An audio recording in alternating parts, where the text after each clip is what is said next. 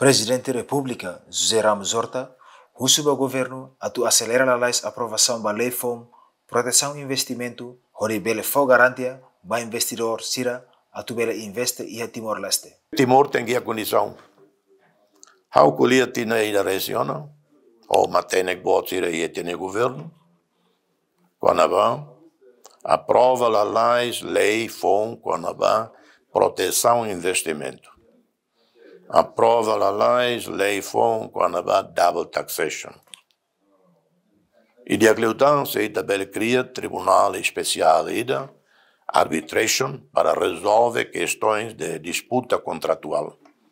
O presidente kata ia investidor barak husi nação oi hakarak atu investe ia Timor-Leste, mas be sira hakarak uluk maka itene mecanismo legal, justiça, tribunal ia resolver questão entendidade, independência, parcialidade tu regra internacional nian.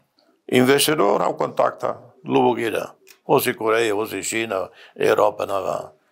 E ser russo todo. Investment Protection Law, Double Taxation e Justiça, Tribunal Arbitragem. E balão claro, o que está com barrai. Boa sarne, maca trava investimento. Lembra falamos katak antes nemos Parlamento Nacional liusi Comissão de Trata Assunto Economia no Desenvolvimento propõe para o governo a tu revisão da lei investimento no lei sociedade comercial.